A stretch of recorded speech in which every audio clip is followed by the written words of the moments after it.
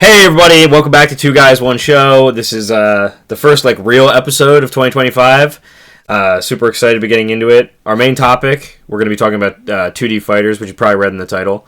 But I think I'll start off by introducing Boss Nasty. How are you? Of course. And yes. We'll talk a little bit about we'll do the 15th debrief of the year, and we'll talk a little bit about what we've been playing this month. So, or I guess last month. So, what have you been playing in the new year to escape this horrible reality that we live in? I've been playing, of course, I've talked to you a little bit about Unicorn Overlord. Been playing that, of course. What else? Honestly, I guess we've been playing a lot of Breakpoint and Marvel Rivals. That's a big one for us. Yeah. You were grinding Marvel Rivals the other day. Yeah, I was playing versus AI, so I could complete all these stupid challenges for characters I never play. Which is a big thing. I didn't know you could do that. Now that I know you can do that, that's kind of a cheat. That's fucking awesome. I started playing The Witcher 3, of course. Yeah. How far have you gotten? Probably an hour to 2 hours in. Okay. How are you feeling about it now that you've played a little bit more? I mean, I'm enjoying it. I know the last time we recorded India, I have not. So that was last weekend, so I haven't played it this week yet. Okay. So I'm basically at the date where you're at then. Yeah. Because like I said, our last boss I fought was that Griffin boss, and I didn't think. The best boss you did beat the Prelude. Yeah, I beat the Griffin boss. Okay. Yeah. So you're going to be moving on into the next section then. Yeah, I'm going to the next town. I reported to the guy, so we're going to the town over where Yennefer supposedly is. So you're going to Vizima, yeah, which is the city. That's actually not an open world section. You just go to the King's Court, but then after that you go to another open world section. Okay. Yeah. So there's going to be a cutscene basically. You're basically going into a cutscene section. Is there multiple open worlds that Yeah, it's kind of connected? Yeah, it's kind of there's different zones that are open. Yeah. You know what? Well, maybe this is a thing for another topic. So you were talking about that in Indiana Jones. You were saying The Witcher, no, you were saying Metal Gear Solid. But does The Witcher also have multiple open world areas? Yeah. So you don't. It's not just a seamless open world. Certain areas are sectioned off from each other. The biggest one is the one that you'll be going to next. But you're going to. So basically, White Orchard, where you start, is the. It's the what do you call it? A prologue. Yeah, it's all prologue, and then you go into what is actually the start of the adventure by meeting with the king and Yennefer and all that stuff. Okay, and then after that, that's the actual start of the game, and then you get into the main big open world area. Mm-hmm.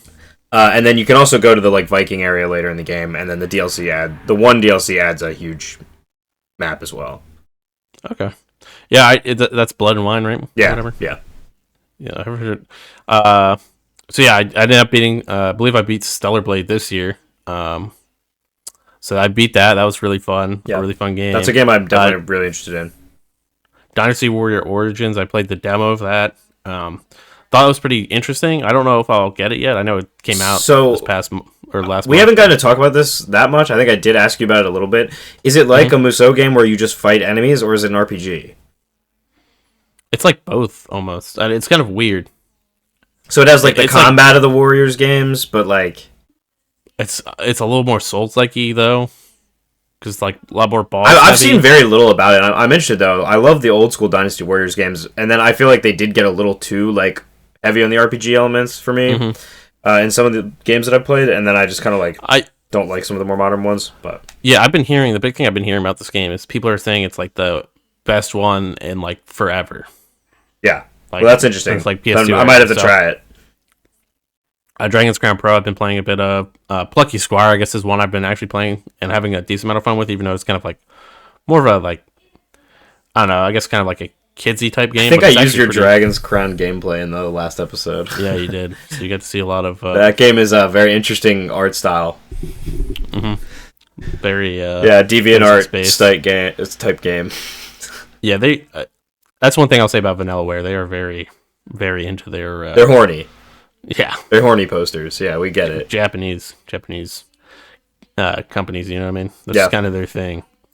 But Plucky Squire is pretty cool because it's almost you're in a storybook at some points, and it's a hack and slash game, but then some points it's a puzzle game, some points it's a 2D platformer, some points it's a 3D platformer. So it kind of shifts genres?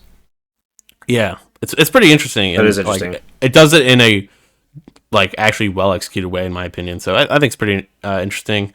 I beat Plague Tale, of course, and I made a video on that. Check it out. Yeah, I wanted to watch that review. I'm gonna watch it this week.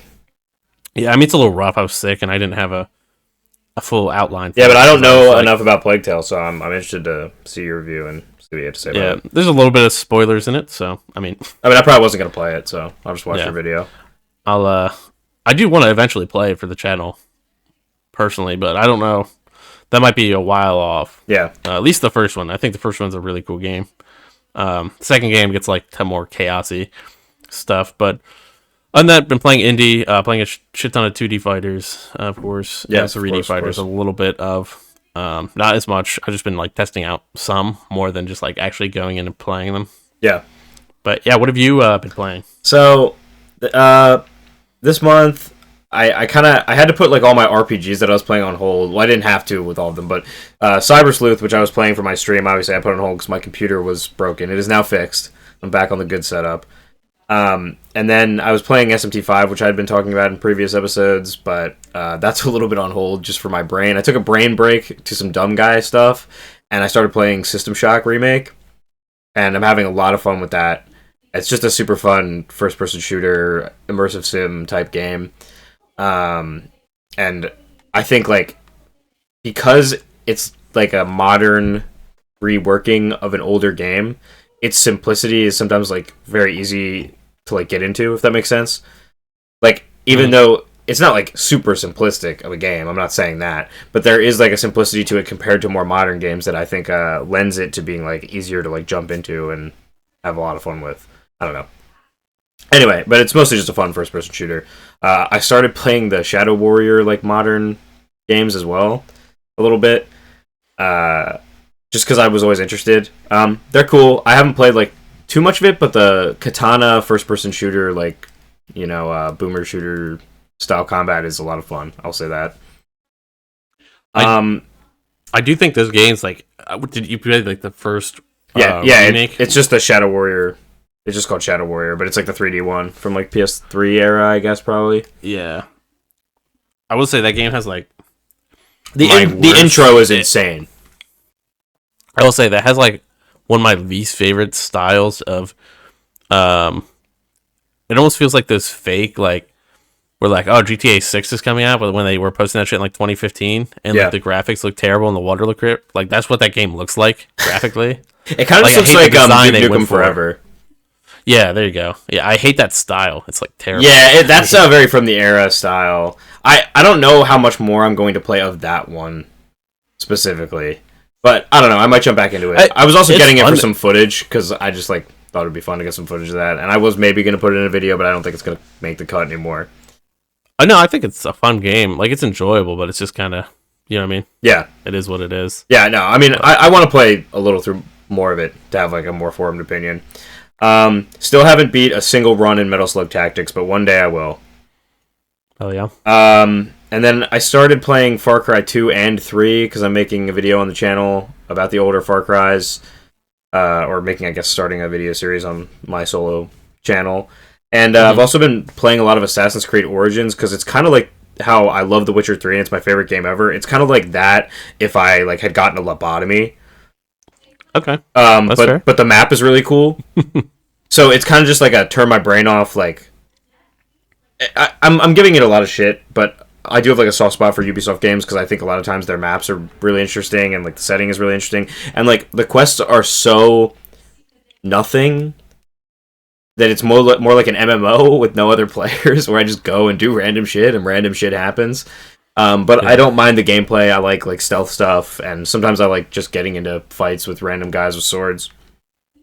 I do think they do like the best, like some of the best non-fantasy open worlds, I'd say. Yeah, I agree. But this open world, what I like about Origins is that it kind of feels almost like it could be a fantasy world at times. And I think it's really cool. I don't know. I'm going to make a video about it, so I don't want to talk too much about it. I don't know. Are you done? Sorry. Oh, There's like a couple other things I wanted to talk about. Yeah, I don't know. There's not really much else that I've been playing other than like fighting games. Been playing a lot of Darkstalkers and a lot of MVC and Rivals. So of course, yeah, Darkstalkers 1 I did want to play, but I just didn't have anything to play on, so it's kind of hard. Yeah. It's one that's interested me since you've talked about it. I did. I just went on my Steam. I just want to see because I was looking at my PlayStation. I have actually been playing a lot of Carrion. If that video comes out before this, I think it will. Oh yeah. I've been playing a decent amount of Carrion after we did that 2 Guys 1 Pass episode. Yeah. If you haven't seen that, go check it out. Check it out. But yeah, it's a pretty fun game. Like getting past that, there are still some. So actually, I don't know if you remember this part where I like lost my spider ability after I got that like body slam ability. Very vaguely, yes. But basically, it's you have to like change sizes whether you want to use certain abilities. Yeah. And you can like change size through like dropping your body in pools and stuff, or like splitting up, and you like grow by eating people. So it's pretty interesting. I thought it was a very interesting game. Like it's something that if I had like just a bunch of time to kill, I might try out. Yeah, and then I got to another human section, and I blazed through it. But yeah, they are just kind of like little dumb puzzle sections, so they are kind of like break up the story a little bit. Maybe it's a game I'll have to make a longer video on after I beat it, but it was definitely interesting. I think it was the most interesting game we played for the first episode of One Pass. Yeah, and then I started playing Football Coach College Dynasty, which is like a like basically how we used to play franchise on. Would just sim all the games. Yeah, it's literally just like that, and you have like more hands-on stuff with your players and your team. You just don't play the actual games.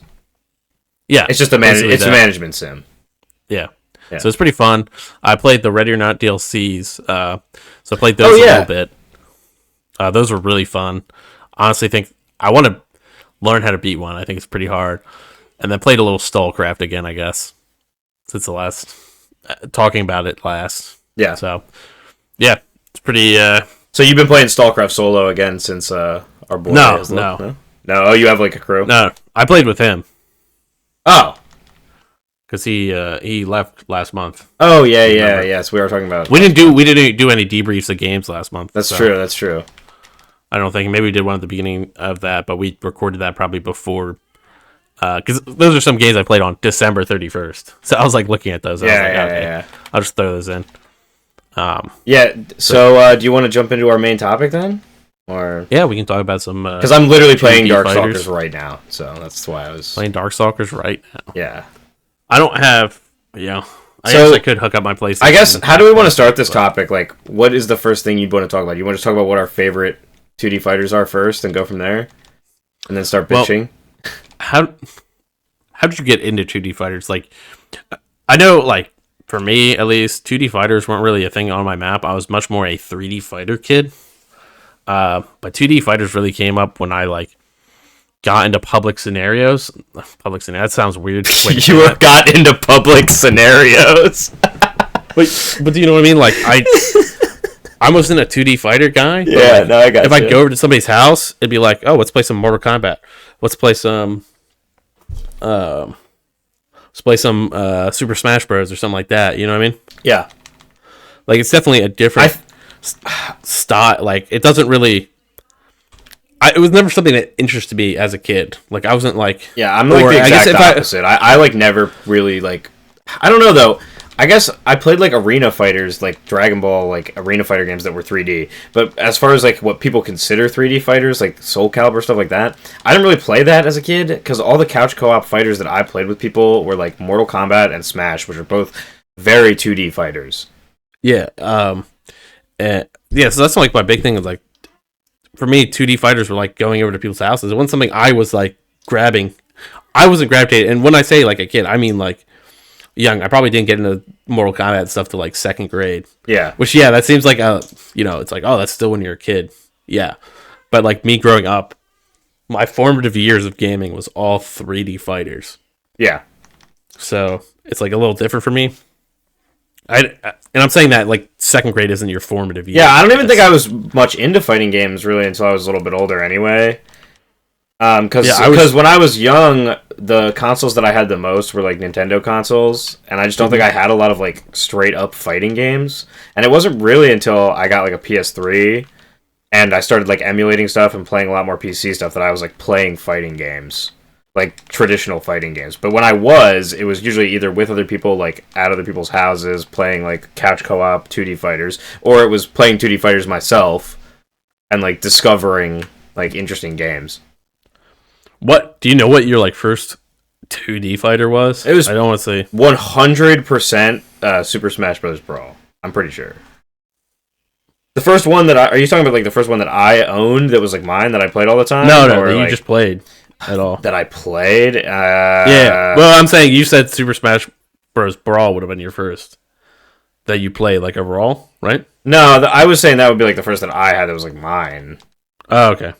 I don't know. First would have probably been a Mortal Kombat at some point when I was like way too young to be playing Mortal Kombat.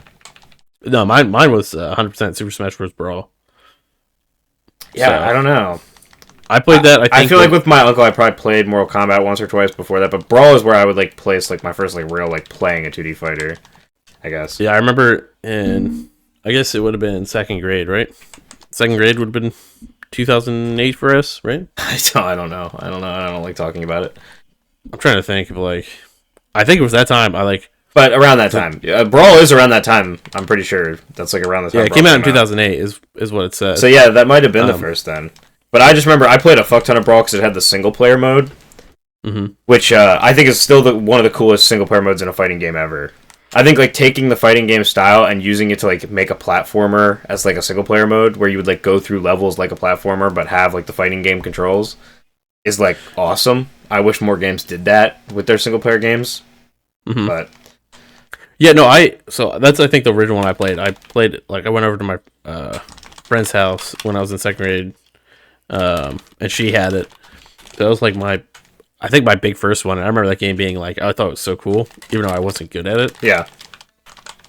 And I don't know. I wish I would play more of that. And I think like the next time I played it was I had, I want to say Mortal Kombat for the Genesis was like the next one I played. Interesting. Did you have a Genesis? Like, or that I actually like owned. What? Did you have a Genesis?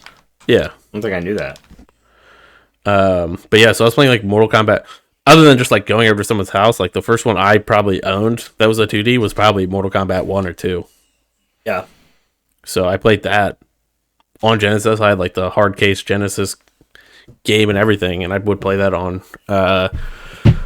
So we had a Genesis at one point. I don't think I originally played it at Genesis. You know what I think I originally played it on? Was one of those super retro, like the Retrotron or whatever. Do you know what I'm talking about? No, is that just like a Retron? Oh yeah, like the like one of those like emulator consoles they sell, like the and they had like ones? They have like six fucking ports to. Yeah, it's like 6,000 games. Well, no, it's not like it wasn't one of those. It was like they had the ports for physical games. Oh, that's so cool. You could stick physical games. I do know what you're talking about. Stick GBA games and stuff like that in there. Yeah, isn't like one of those scam ones off of Amazon. 60,000 games. I would love to hop on there and try one of those out at some point. Yeah, dude, one of those ones that says like 60,000 games, and it's got like games from like every era. So it's got like fucking Atari games, and then it's also got like fucking Modern Warfare 2 on the cover. Yeah, it's crazy, dude. Especially the DS ones, and they're like for some reason the cover on the little DS cartridge. That's not even like, it's not even like it's a DS. Like it doesn't come in a case or anything. It's just like the little cartridge. Yeah. And all it is like you see like 60 fucking covers of games just on that little. Yeah, and they're like super like tiny, a square inch at most. I think it's probably like half an inch too. I think it's probably smaller than an inch. Yeah, I don't know. I'd have to get one and use some other things to help measure it. But anyway, yeah. DS games aside, what? Sorry, this totally fucking derailed. Okay, so that's where you started off. What's your favorite 2D fighter of all time? My favorite 2D fighter of all time, and what makes it your favorite as well? Once you tell us, I'm kind of mixed because I know I've talked about. I think it was MVC2, honestly. Yeah. So there's one that was released only on Xbox. It was one of the ones. It was like digitally released for Xbox 360, I think. Yeah. And I can't remember which one it was. I think it was MVC2 because I feel like 3 was on PlayStation, right? Yeah. Yeah, 3's on everything. Yeah. Yes. So yeah, okay, that's what it was. MVC2. So that got pulled off of Xbox 360, like the store. So that was like what I played, because that's when I always like thought like the sprites looked sickened and stuff like that. I mean, I didn't honestly know. Like, I don't know if it's different than the like one that we have on the Marvel vs. Capcom Fighting Collection. Is this? Like, I don't know. Is Tom Holland really going to be in a Silent Hill movie? I'm sorry, that's like such a cut in. Is that real? I don't know. I didn't hear anything about it. There's a Silent Hill movie coming out like this year, I think, about Silent Hill 2, but it looks like terrible.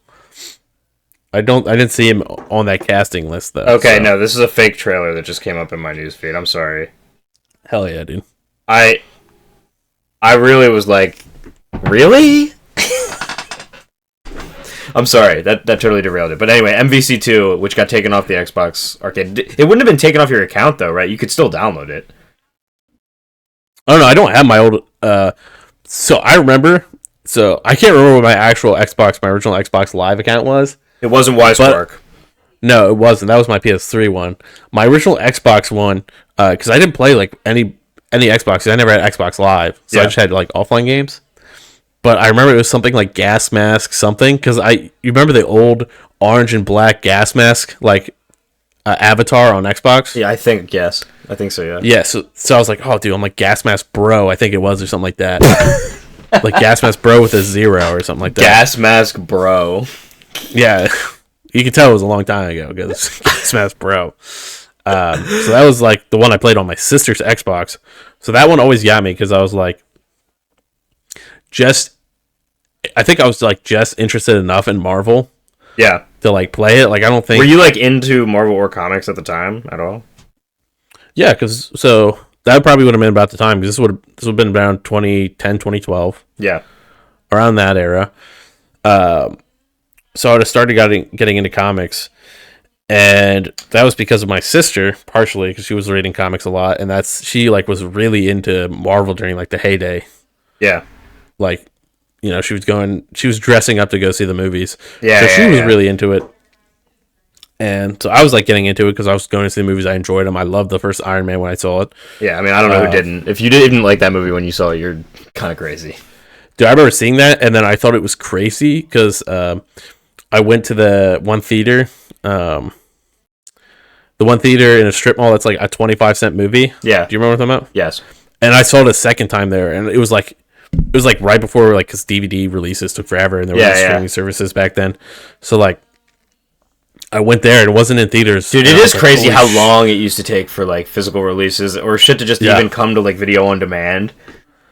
And dude, it like, I went there and I was like, holy, because it would go out of the theater. It wouldn't be in like major theaters anymore. Yeah. And then it wouldn't be on DVD. And then it would go to the cheap theaters, like the weird like pop-up theaters that probably don't exist anymore. I think I have to check, but there's like the one. I don't know if you know which one I'm talking about. The one. I think I kind of do, but you have to tell me. Yeah, south of the city, like the big city that's near us. Yeah. But yeah, there's like, I don't know. There's something about that. Just but anyway, that movie I was gonna say as well. Yeah, that it's crazy how much that first Iron Man still holds up. Yeah, it's a great movie, and it's like cool because it's about like. And Robert Downey Jr. is really putting the work in, like acting wise, in that movie. Yeah, 100%. And I mean, honestly, I think the weakest part of that movie is like the Jebediah shit, but like. Because Ironmonger, like, excuse me, his name is Obadiah. Pushes up glasses. Sorry, I know I said it. It's Jebediah. Jebediah Stane, dude. Jebediah Stane is an awesome name. I'm thinking of the classic, dude. I'm thinking of the classic fighting game, Kerbal Space Program. Did you see? I posted this on my Instagram story, but now I have to say it. It said, Gen Z Amish kid named Skibadiah. And then the response to it was, this world is a prison. Fucking awesome. Yeah, I hate the internet. I don't want it to exist anymore. Anyway, we were talking about 2D fighters. What were we talking about? Oh, we were talking about we're talking about the fucking getting into MVC and like what got me. But yeah, comics, and then also my dad has always had these Godzilla Marvel comics. So I like started getting into them and like just paging through them. Yeah. And just like seeing some of that stuff. Like there's some characters that like I remember going to the theater to see the original Captain America, like Captain America First Avenger or whatever. Yeah. And I didn't like that one, but yeah. What? I didn't remember. I didn't like that movie when I first. I don't like that movie either. I had not rewatched it for probably over a decade though. So I remember seeing fucking. I think I was the only one. I saw fucking the dude with the mustache, and I was like, "Oh my gosh, that's Dum Dum Dugan, dude." I remember nobody like that is a true Marvel fan, dude. If you know who Dum Dum Dugan is, they're like, "Who the fuck is Dum Dum Dugan?" And I was like, "Well, they weren't saying that." He's like Nick Fury's buddy. Yeah, and I just knew it because of the Godzilla comics. Like Dum Dum Dugan is like the main character fighting Godzilla. It's crazy. Wait, what? That's awesome. Like the main guy. He's like the one leading the task force to beat Godzilla. Is Dum Dum Dugan, dude. Okay. It's a damn shame we didn't get done. I wanted to tell this story just while we're here talking about movies. Do you remember seeing the movie Allied together? Yes. With my. Yeah, I always find that so funny because we had to have been. Maybe we were older than I think, but we were in like our mid-teens. I feel like, and we thought we were going to see like a cool like World War II spy movie with your dad, and then it just turned out to be like a romance movie. Yeah. It's a good movie, by the way. Allied is a great movie. Pat. Is that Pat? Is that the origin of Pat Bitch? It might have been, dude. Is that when we were in the car with Boss Nasty's father and our friend who he has like never spoken to and only heard us like talk about, and he Patrick spoke and he called him Pat Bitch. And we were like teenage boys, and we thought it was the funniest shit ever. I think I said shut up. I think I said shut up, Patrick, and he's like, yeah, shut up, Pat Bitch. That is one of my favorite memories of your father ever. Yeah, dude, it's a classic moment. That's great. But yeah, I guess what's my favorite fighting game? My favorite 2D fighting game is probably Vampire Savior, which is like the definitive Darkstalkers. Just because I like the characters a lot, and I'm taking a hard stance that I really, really, really am like the nerdiest loser who wants there to be a new Darkstalkers game. But I just think the premise is so cool to take like classic movie monsters and like mythological monsters like that and turn it into a fighting game. And I love the designs, and I just think it's sick. And I don't know, I'm also like, it's like the only fighting game I consistently go back and play all the time. I would say the only thing that is like close in the running is at least right now is King of Fighters 13, because I do love the King of Fighters series. I think it's really cool and I love that game. But I would say Vampire Savior is probably the one that I play the most and my favorite. Yeah, I'm pretty mixed on like, I think that's my real problem is like I'm just not as big of a fucking 2D fighter fan, so it's like hard for me to come back and say one. I mean, MVC2 is a great pick. That's also up there for me. Like, it's a fucking awesome game. Yeah. And like it's cool seeing it come back and like playing it now that it's back on anything. It's like so hard for me because I like Mortal Kombat. I think like kicked my ass. Like I don't know if you played the OG Mortal Kombats. I've never really played the old ones. I've played my first Mortal Kombat was 9, I think it is, on the PS3, which I have again now that I've been recollecting PS3. And I remember really enjoying that, but I mostly only played that with other people at other people's houses and stuff. And then 10 was the first Mortal Kombat that I really, really played like a lot of. Yeah, I really want to see them come back with. I don't know how they could do it, but like since Capcom does it so much, and I think it's just because Capcom's like a really, a pretty like user friendly company. Yeah. For some things like seemingly, I guess. For like masters and stuff like that. But like Midway, dude, I'd love to see like I don't. It might be because of Midway, but like I'd love to see like NetherRealm come back with like all their fucking old. I don't think they've ever really done a collection like that where it's like all the old Mortal Kombats, right? And I think people would love that, dude. I think people would go crazy for that. It's like Xbox has been pretty good about it with KI, which is a pretty interesting one. I do want to play more KI. I don't think I've ever played a Killer Instinct game in my life.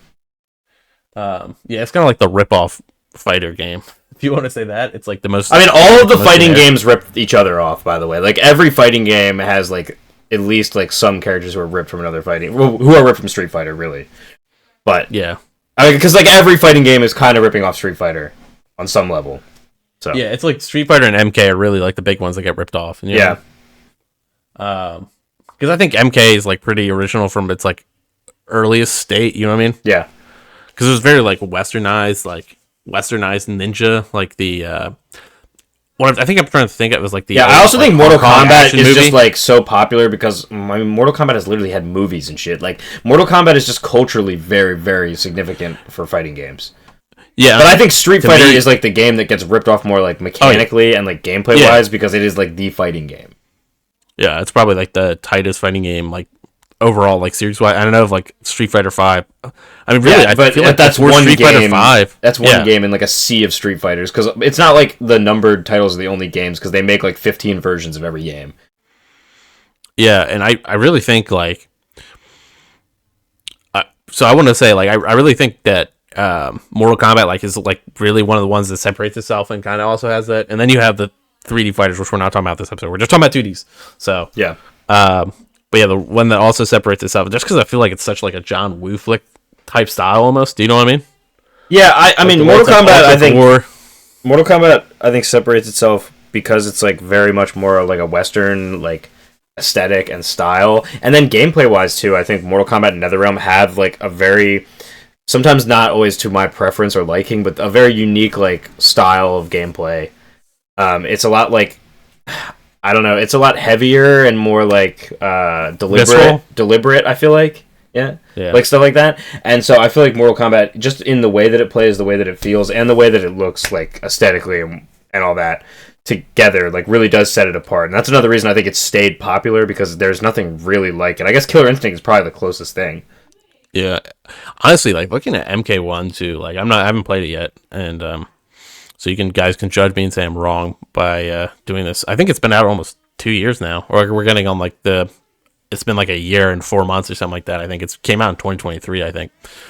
But that game is like insane, because I watch a lot of like Maximilian Dude, and so like first of all, I want to like preface, it's going to be kind of hard to preface since we're 30 minutes into the video, but we are not like competitive. Yeah, I'm not a competitive fighting game guy. I like the single player campaigns because I'm a nerd and a loser.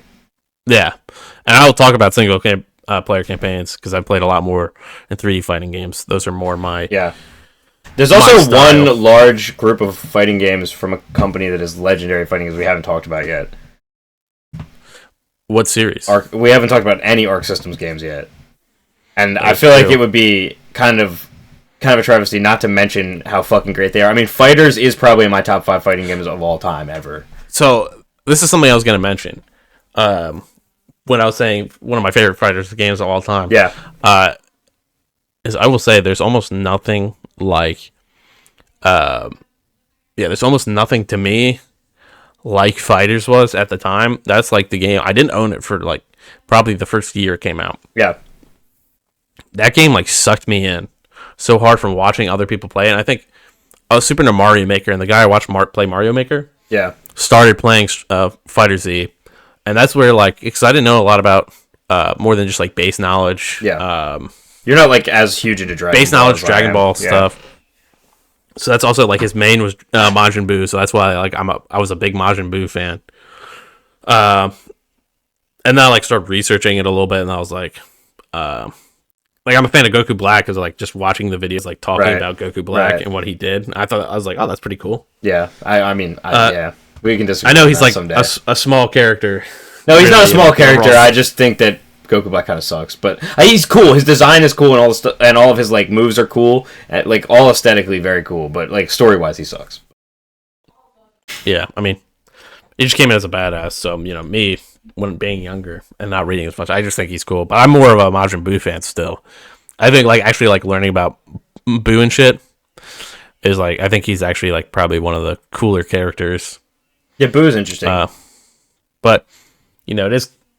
I'm still not a huge Dragon Ball... I forgot, you're watching Daima, aren't you? So you're getting some new Dragon Ball knowledge. Yeah, a little bit. Yeah, because I haven't watched Daima yet. I know there's some reveals about a lot of the demon characters of the franchise. Yeah, it's really, like, demon-focused, I feel like. Yeah, which is interesting, yeah. We can talk about Dragon Ball another time. FIghterZ is great, but I also wanted to talk about the DeviantArt anime cringelord's favorite fighting games of all time, BlazBlue. So I went down like a BlazBlue rabbit hole not too long ago. I really like BlazBlue, but I don't like it like the way some people like it. But I will say, if you do like BlazBlue in the DeviantArt way, Nine the Phantom, that's my girl, for real. But other than that, it's a really good series. I've really enjoyed playing through the series. I bought the first game. I might get all their titles mixed up because they all start with a C and they're all very similar. But I think Chrono Phantasma is the first game, or maybe that's the third game. Calamity Trigger is the first game. I played through Calamity Trigger and like went back to the beginning to like see where it started off. And I was having a lot of fun enjoying it. Obviously, the most recent game, Central Fiction, is really, really fucking awesome. But I also wanted to mention about Arc Systems. I did not get to play any Guilty Gear games for this video, but I really want to play Strive because it looks awesome. And every Arc Systems game I've ever played has been super tight, played really great. The Persona game is also Arc Systems, which you'll probably see some footage of.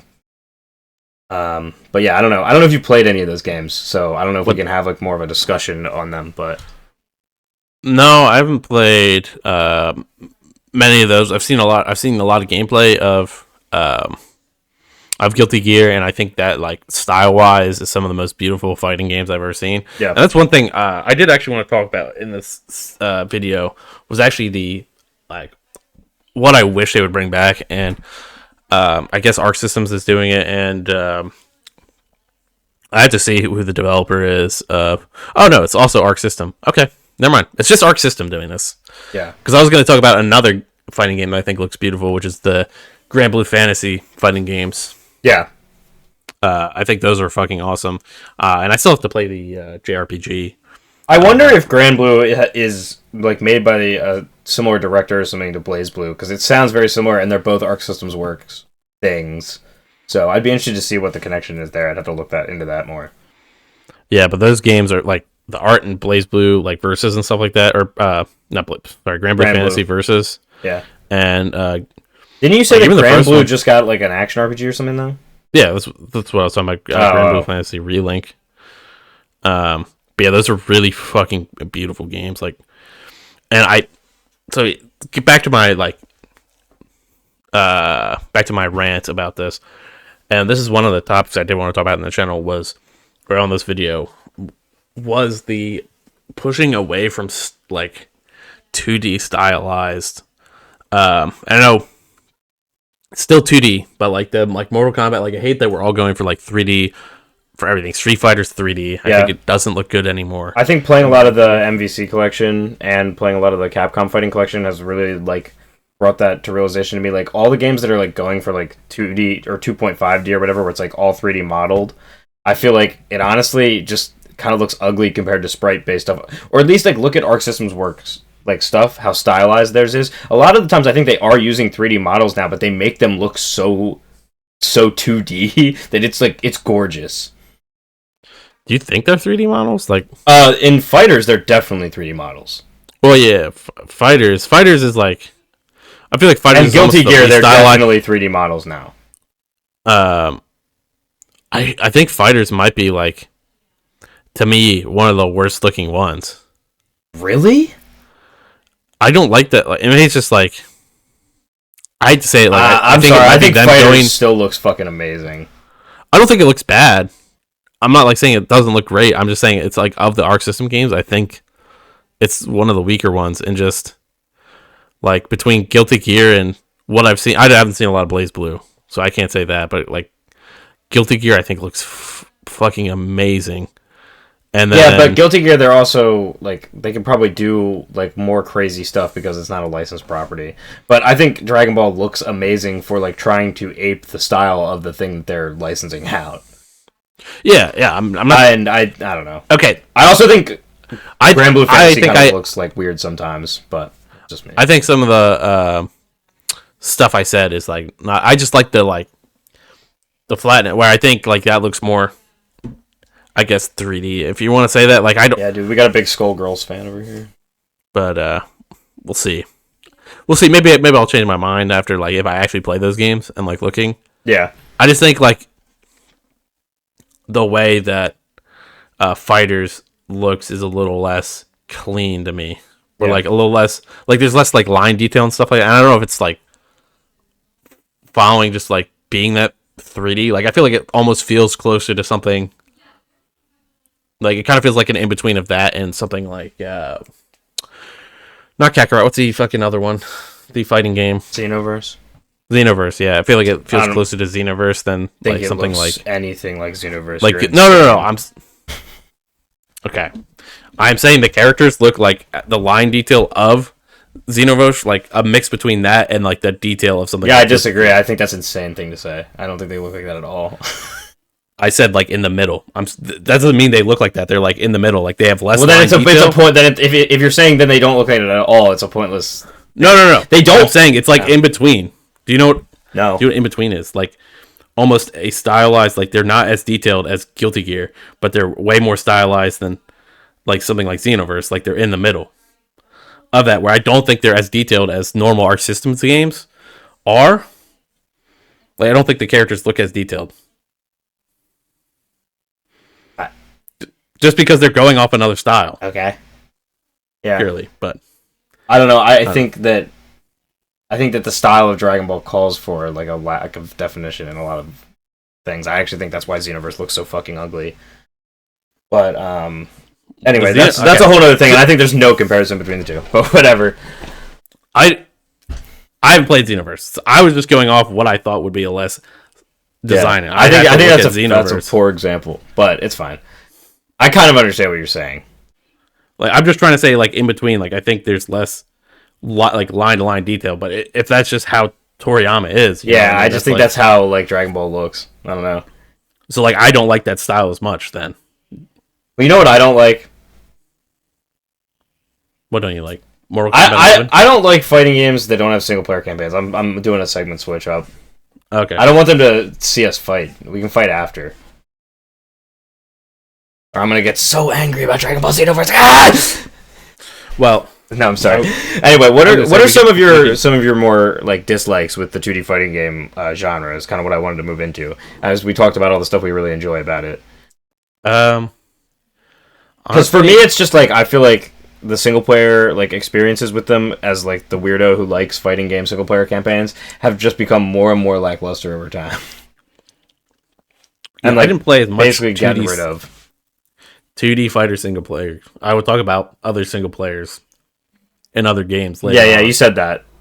But what are the things about 2D fighters you wish were better, or like? Yeah, like I said, like I don't like the shift away from this, like the beautiful sprites and everything they used to have. I honestly don't like. I feel like how complicated they make. I mean, I know that's like something every like pure fighter person wants. Yeah. But how complicated some combos they like try and do now are. Yeah, it is kind of ridiculous sometimes. Like I feel like everybody's trying to out combo each other at some points. Like, and as a casual fighter fan, I don't enjoy it. Like I know I can learn. Like if I go and I'll learn some combos. Yeah. But making combos, like, first of all, I think this is always the thing I'm not gonna like, which is like directional combos. I don't like, tap forward and then back and then hit something. Like I hate that shit because I feel like the I feel like you should get one direction. Off. I think your combos should be more of. I don't like when combos you have to like multi-direction them. Yeah, and I feel like it doesn't work on sticks at all. And it's like, just depends. I mean, I do play most fighting games with the D-pad because I do think it's better. No, I do too. That's why I hate Smash, by the way. My biggest fucking problem with Smash Brothers, after playing it again recently for the first time in a while, is that there's no D-pad action. You have to use the sticks to do combos and shit. And I hate that because it just doesn't feel right. I'm sorry. It just doesn't feel right. Yeah, I'm not... As a casual fighting person... And I feel like I can't do it as consistently as I can on D-pad. Yeah, as a casual fighting person too, I think that like Smash has like such an off-putting thing to like some people because it's like you get the guy who can like beat some people and then you have like real Smash people. Yeah. But like sometimes if you just like slightly know, like you can't just hop into Smash and like do decent. You know what I mean? No, like, well it depends on who you're playing with. But if you're playing with people who play Smash consistently, you are not gonna have fun playing it. No, that's my main thing. Like I like the people that I have played with, they play fairly consistently, and so it's not really that fun because I don't. Yeah, and I don't really have interest in Smash. Like Smash is like it feels too gimmicky. Almost. If Smash was just the like Final Fantasy characters and maybe a couple others, I'm probably more interested. If it was like just Final Fantasy and Persona characters, then maybe I would. Yeah.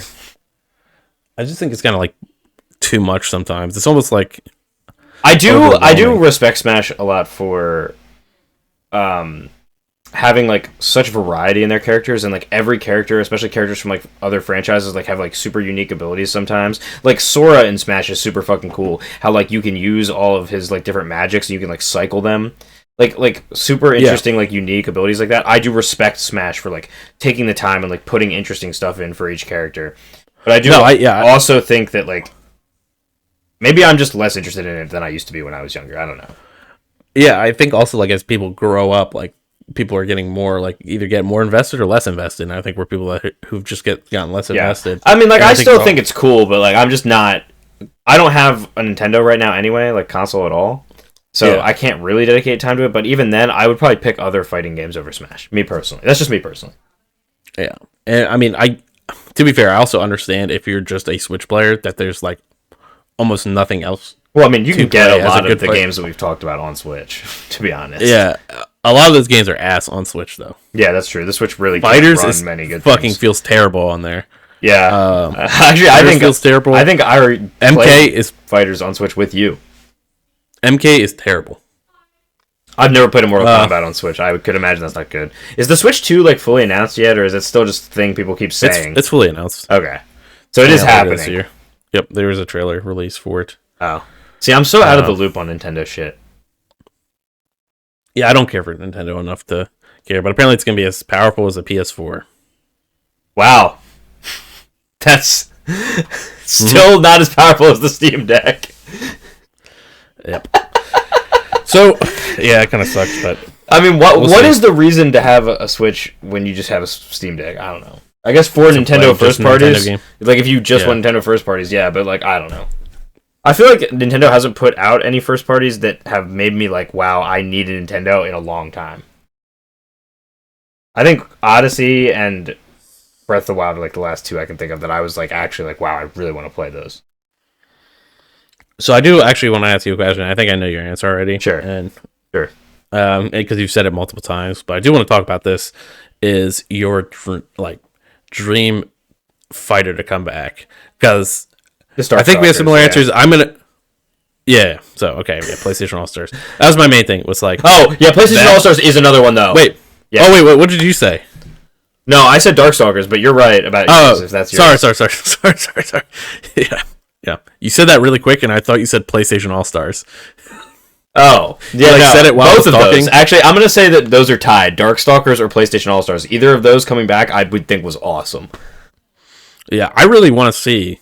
I actually want to see KI come back as well, because I think does Killer Instinct not currently like they don't make them anymore?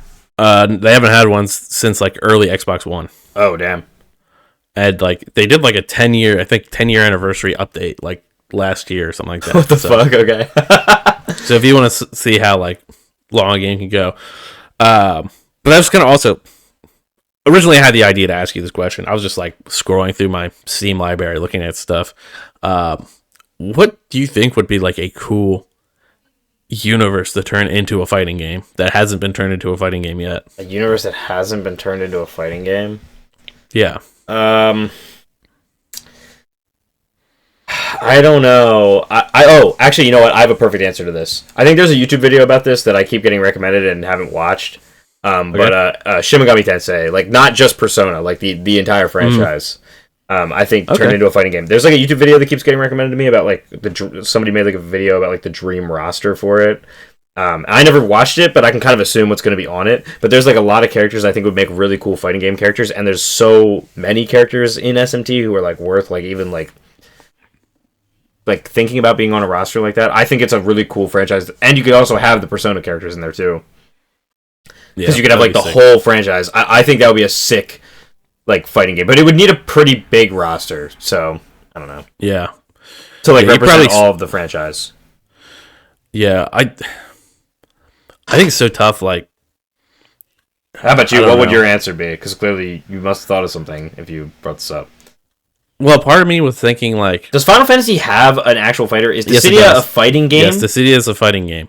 Well, okay, but isn't it like an arena fighter? Yeah. That doesn't count. So my thing is that I'd want a 2D... If I would just, like, randomly say, I would love a 2D super stylized, like, Arc Systems game. Like, if Square Enix hired them to make a Final Fantasy Yeah. 2D fighter that was like style, dude. That would be. It's honestly kind of amazing that Final Fantasy doesn't have like a straight up 2D fighter. Yeah, it's honestly crazy because you have so many characters, so many iconic characters, like from multiple different Final Fantasy franchises. Yeah, like you could make one that's just Final Fantasy VII characters, and it would sell like gangbusters. Yeah, and then you could throw in Kingdom Hearts stuff too. Yeah, if you wanted to. Disney. So actually, I don't know if you know this. Did you know that fucking the largest part of the budget for Super Smash Bros. Was it Ultimate? Is the one on Switch? Is Sora? Yeah, because of Disney.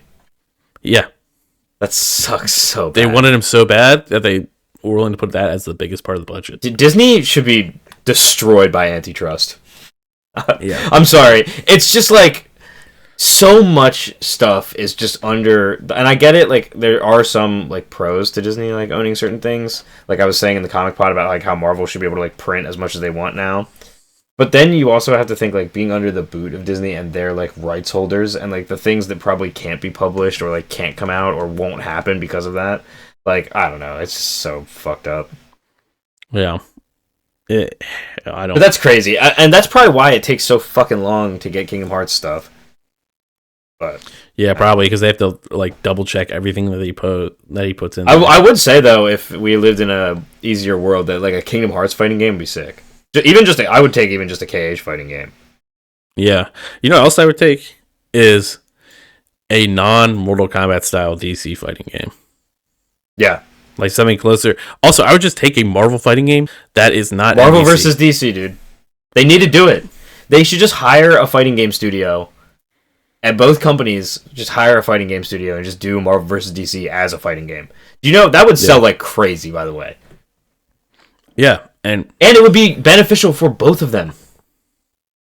So I don't know what happened. Okay, I will say this. I don't know what happened to like fighting games. Like, of course, like last year and the year before, we had like a crazy, or like the like end of 23 to beginning of 24, we had like a gangbuster year of fighting games. Yeah.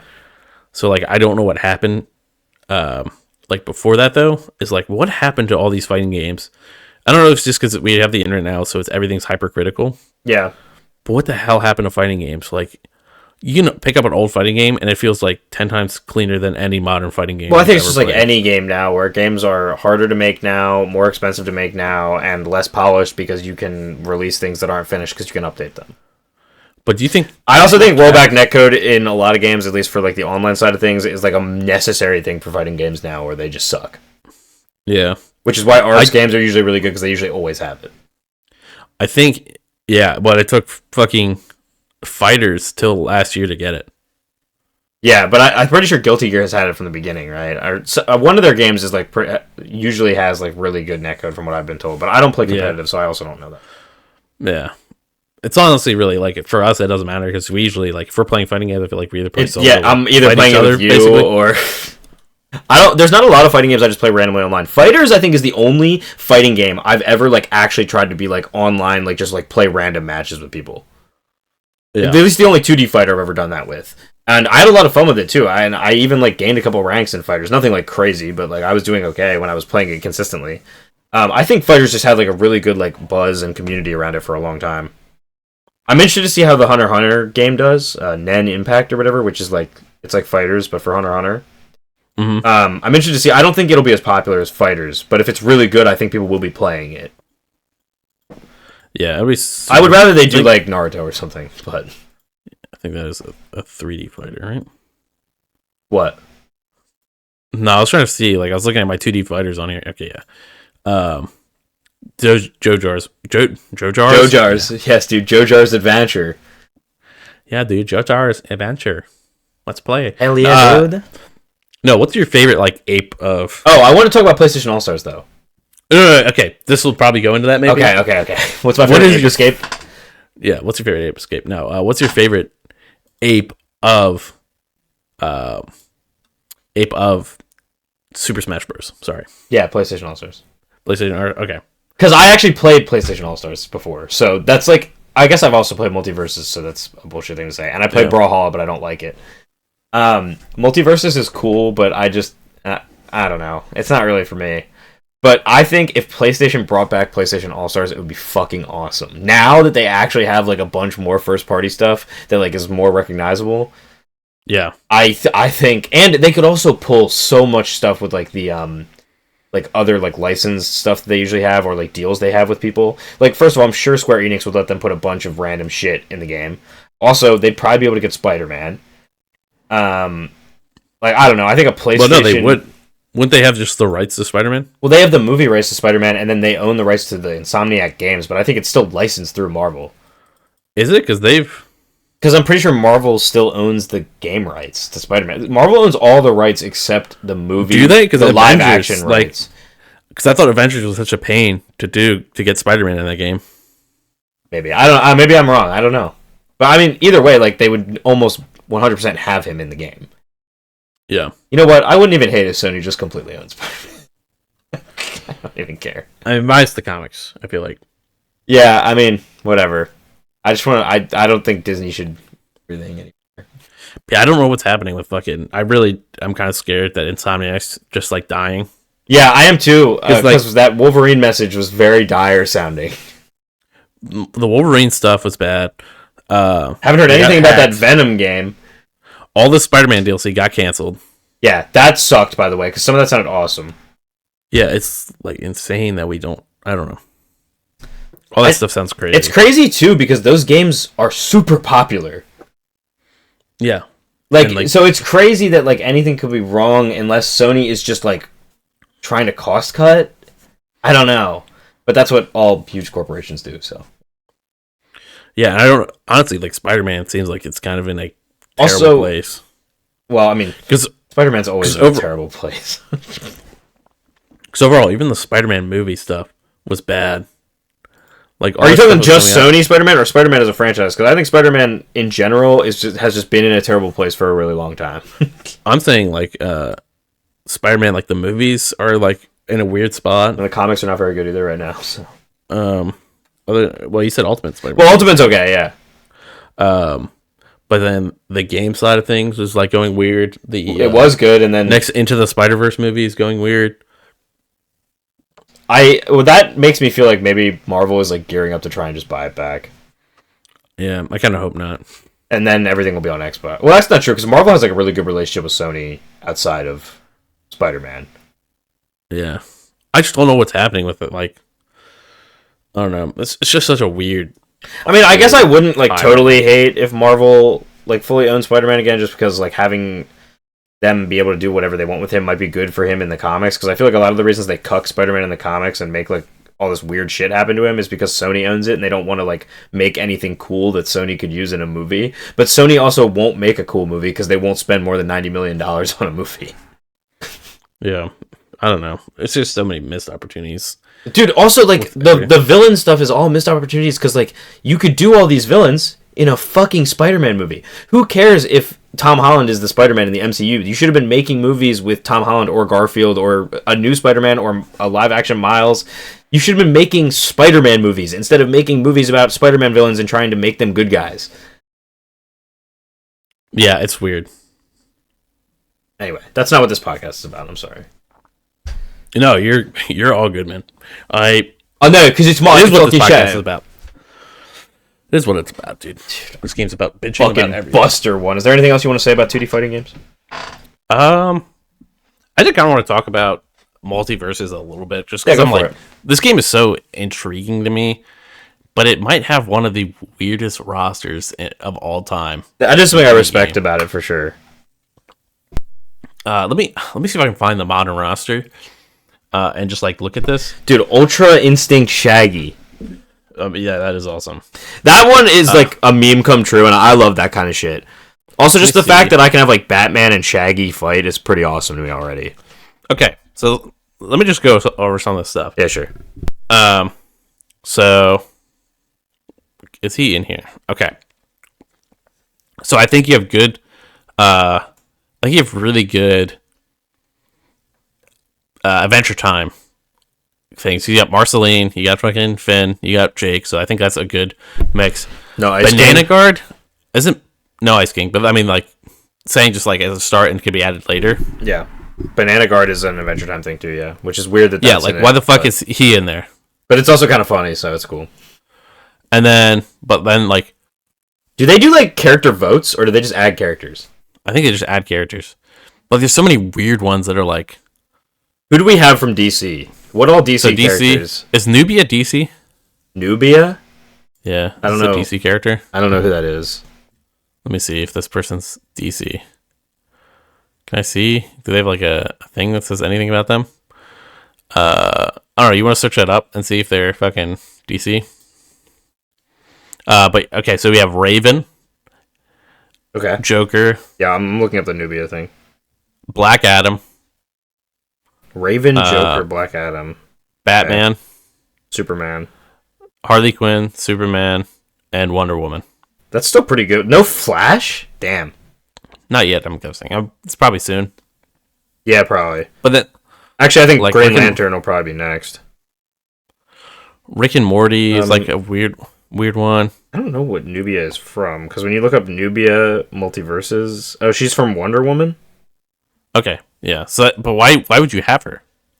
I like, maybe that's a weird thing. But she might have been in the Black Adam movie, because I think probably a lot of those characters were added like for promotion with that movie. Yeah. But Raven is like a really random one. Is it like the Teen Titans Raven, or is it like a weird one from like the Titans show? I think it's like Teen Titans Raven.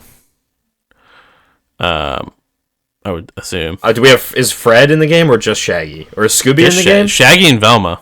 Shaggy and Velma? No Scooby? Nope, no Scooby. Is Velma like the cringe Velma from the like cartoon, from the like Mindy Kaling thing? Okay. No Velma. But like, I feel like there's stuff they're missing on. But like, I almost don't know. Like, they should have Daphne. Did you know Daphne knows karate or judo or whatever the fuck? No, seriously. There's this guy at my work. I gotta tell this story. There's this guy at my work, and he loves Scooby Doo. Like, he's like a nerd for Scooby-Doo. And so if we talk about Scooby-Doo, he gives me like random fucking facts about Scooby-Doo all the time.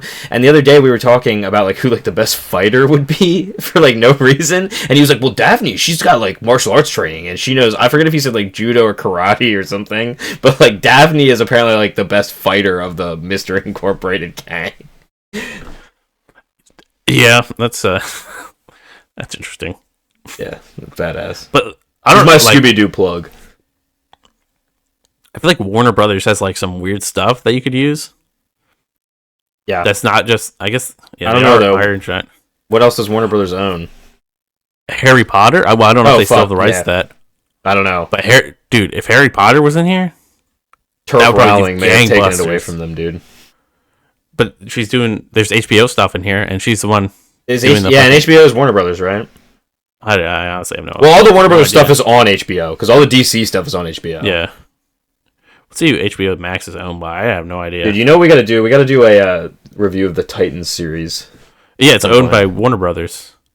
Okay. So, like, what is happening, Adam? Okay. The Sopranos. Dude, that would be insane. I mean, you could probably do it. You have Arya Stark, dude. And yeah. You know. What other... Is that the only Game of Thrones character they've put in so far? Yeah. But you have Rick and Morty. That's just as bad. Oh god, Rick and Morty. Oh god. What a crazy fighting game. Oh yeah, they have Cartoon Network, dude. Samurai Jack. Samurai Jack is in there. Samurai Jack's in the game. Agent Smith. Is Ben 10 in the Matrix game? No. I feel like that's a missed opportunity. Wait, is Ben 10 not in the game? No, he's not. Oh, I thought we talked about this in the 2 Guys 1 Pass video. No, I don't think he's in Multiverses. Well, he's not in Multiverse because I'm looking at the character list right now. Let me look at Cartoon Network shows that they could have added. Well, I gotta actually look. I think that Cartoon Network has Amazing World of Gumball. No Amazing World of Gumball characters. No regular show characters, I don't think. No, it doesn't look like it. Dexter's Laboratory, dude, that would be fire. Yeah, Dexter. Bill and Mandy. Is Kids Next Door? What's that guy? Is it Johnny Bravo? Is the guy? What's his fucking... The Chad dude. Yeah. Is he in the game? He should be in the game. He's not, no. Hey, baby. Generator Rex, dude. Come on. Yeah, come on, Generator Rex. You can't put Generator Rex in the game before fucking Ben 10. Flapjack, dude. No fucking not Flapjack. We do not need Flapjack. Courage the Cowardly Dog. Yeah, no courage. What animes do they own through Toonami that they can put in there? Apparently, One Piece. Is One Piece in Multiverses? No. Oh. There's no. I don't think there's any anime characters on here. I was gonna say I don't think they actually own any of that stuff. King of the Hill? No, wait, that's only on Adult Swim. I don't think they own that. Yeah, I think that's Fox. Yeah, I don't. Isn't it weird that like Fox owns like all the like great like sitcoms? Yeah, Fox like also owns the people like, that got offended by all the sitcoms. Fox also owns like all the movie, like it owns the Alien, the Predator. It owns fucking. I don't know. It does it own Terminator? No, they don't own Terminator. What else is hilarious is that there's like the whole thing about being like SJW and like all these things. Like if you go on, like everybody's complaining about Disney Plus shows and stuff like that. Yeah. And then you go on fucking Disney Plus and you click on the first thing that pops up is like Donald Trump stuff. Yeah.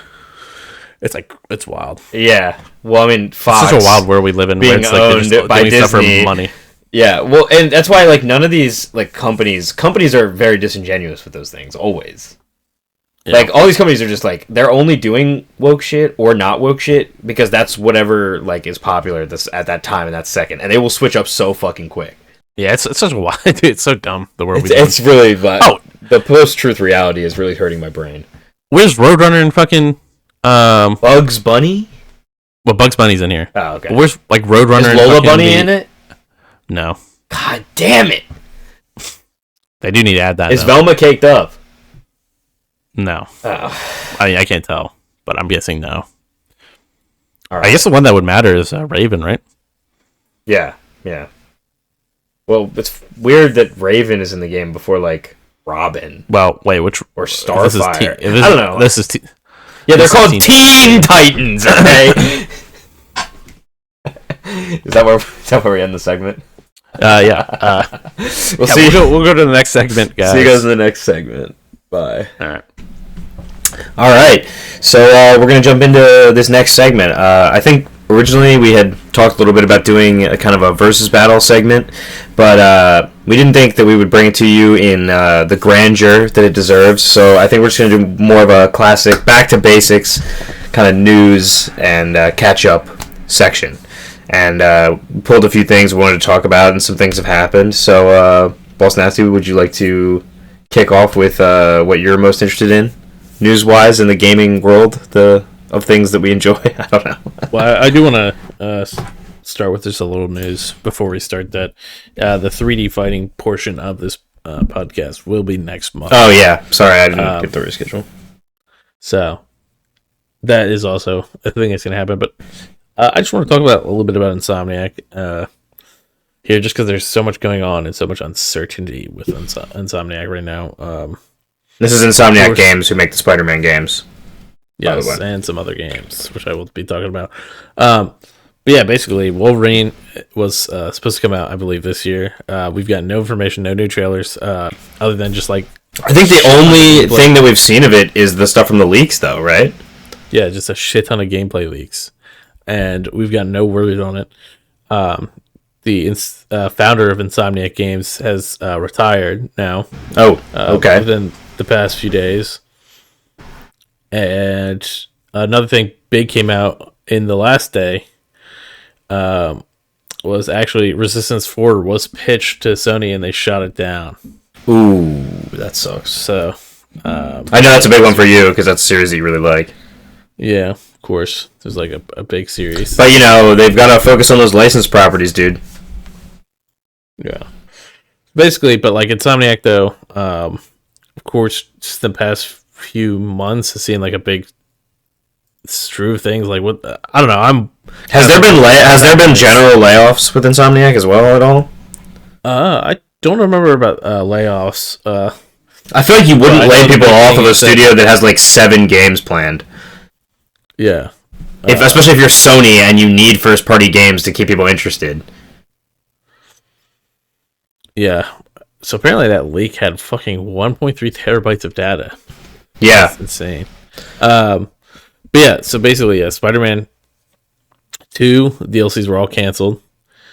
Which, by the way, that's also such a shame, because I think they were going to do multiplayer stuff in the DLCs. Or they were planning on doing a multiplayer component to Spider-Man 2 originally. Well, no, I think they were originally planning on doing a single multiplayer game, like a. Oh, was that going to be a separate game? Multiplayer game, yes. Yes, I don't know if that was going to be them or not. Apparently, also, I didn't even know this was a thing. The Wolverine creative director left to go work for Xbox. Oh, nice, cool. So yeah, I don't know. It just seems like the fucking whole studio is in chaos right now. And for being like one of the probably the biggest studios of the past, like so's the whole world, years. So you know. What? Yeah, I said so's the whole world, so I guess you can't help it, really. Yeah, I don't know.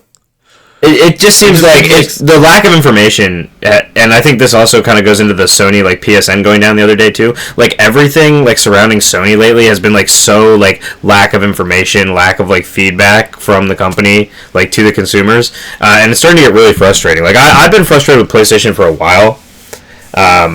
Over a multitude of things, but like this just feels like kind of a spit in the face to like the community and the players and the people who like actually support Sony and the shit that they do. And I know that these companies owned by Sony are also like probably technically like semi-independent, but like Sony has oversight over all of these companies that they own and they use to like make their games. Like all of it just seems kind of shady and weird on all ends. Yeah, and it's just sad to like see probably one of the studios that's probably stayed with Sony the longest. Because Insomniac's been around since fucking Spyro, like the first Spyro game. Yeah.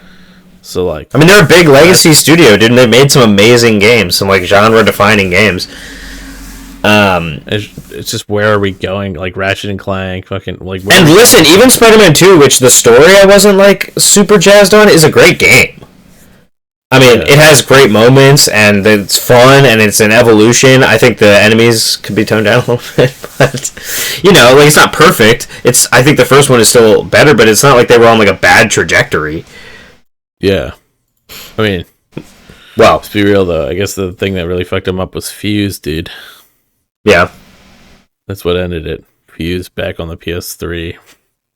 No, but they're probably like one of the most inventive studios, like games they've released. I don't want to say most inventive, like it's kind of hard to say that. Like Spider-Man, they've done so well. Spider-Man's not really, I guess you can say something inventive in the genre, but something like Sunset Overdrive, like that was a super unique game when it came out. Like there's almost nothing like it. And maybe it's kind of got like a little bit of like punk zeitgeist to it, but you know, it is what it is. But like Resistance also, there's like almost nothing like that. Like it almost took that. I mean, I guess it made the idea of like Halo more grounded. I guess if you want to say it's like comparison is to Halo. Yeah. Which you know, but it's also a different thing. Yeah. I've never really played the Resistance games. I know very vaguely about them. So, but I don't. Yeah, I'm sure it has a different kind of like thing going on than Halo. I think I talked about this in the multiplayer, the State of Multiplayer episode that we did. That one of my favorite game experiences of all time, and I still think it's one of the best co-op experiences of all time, is Resistance 2. Like, absolutely stellar way they did multiplayer in that. And then Resistance 3, it probably is like some of the best story moments on the whole fucking PS3 as well. Yeah. Terrible with the PlayStation Move controls though, but is it is it only Move controls? No. Or you just can use them. Dude, I feel like the Move controls were never good in anything though. I had like the Resistance gun, dude, for the Move. Yeah, and then for some reason for PSVR they like brought the Move controllers back. It's so dumb. They don't do cool gimmicks anymore, dude. But now the PSVR 2 has like normal shit. Oh, I'm sure they're a lot better now.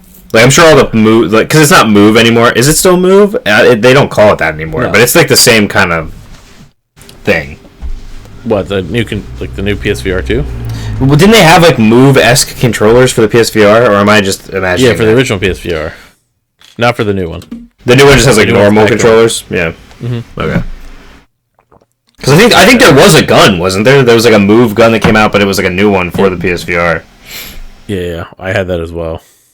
But yeah, the one for Resistance was like actually pretty cool. But It's like one of the ones where it's like actually made your gun into a controller, like hit like the fucking X, square, triangle, and circle button. Yeah. So I just still have no interest in VR. I mean, I have like interest in it. Like I would try VR, but I just don't like. I don't know. Yeah, it feels like a gimmick that's not gonna last. Yeah, I mean, there's some cool stuff in VR. Like, I don't know. Like, I enjoy some VR stuff, and I have my VR for the PSVR 2. I think it's fun. It's just like time consuming. And when you play a game, dude, it like actually feels like you're playing for like 5 minutes, and you realize you played for 2 hours when you're playing VR. It's so much. It's weird. Yeah. Which I guess is a good thing. Like it's just more immersive because you're really there. Yeah. Yeah, but yeah, I mean, there's aspects of it that I find really interesting, but I'm just not like going out of my way for it. Yeah, no, I don't blame. When it's like when I get into like a pod full of like milky liquid and like go into the fucking virtual zone, then I'll be into it. Yeah, it needs to be a little bit more cyberpunk before I'm into it. Yeah, that's fair. But yeah, you wanted to talk about yeah. Speaking of AI and shit like that, I just wanted to talk about this a little bit because like just the kind of idea of it more. But basically, NVIDIA put out this video, NVIDIA Ace, which I guess is this like AI program they're working on, and they're like testing it on what I now know is a mobile game, but it's like a MOBA MMO thing. I don't know that much about the game. It's called Mir 5. But what I thought was interesting was just the way they were talking about how like they're making this AI program for this boss, where instead of the boss having like set patterns that you learn, like basically every like video game boss fight, the boss will just like have a bunch of things that it can do, and like a big wide tool set, and it'll like learn from the players and learn from like in this game because it's like usually like team based. It'll learn like what teammates to like seek out who are like weaker links and like learn how to fight against you. And I think that like going forward for video games in general is going to completely change like boss fights and like big fights in games, and even maybe just like fights with the normal AI. Like I think one of the downfalls of a lot of games is that their AI is still pretty dumb, like for like enemies. Yeah, and I'm interested to see like where this goes in the future. And I think testing it on something small, but it's NVIDIA, so like if this works out, I'm sure they'll be testing it on bigger games or using it for bigger games. Play some devil's advocate here. Yeah. For you.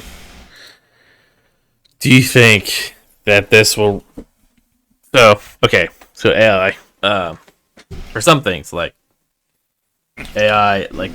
Are we making it smarter, like more human? Like, because that kind of thing can like make sense sometimes. Like with, sometimes you don't want to be like too just like purely based. Like let's say like Breakpoint, where the AI is pretty terrible. Yeah. Like I feel like some of that stuff is like AI is, if it just become like better, as in like. Okay, well, they know our tactics now, so they know exactly where we're going to line up and just fucking murder us as soon as, like, the bases get there.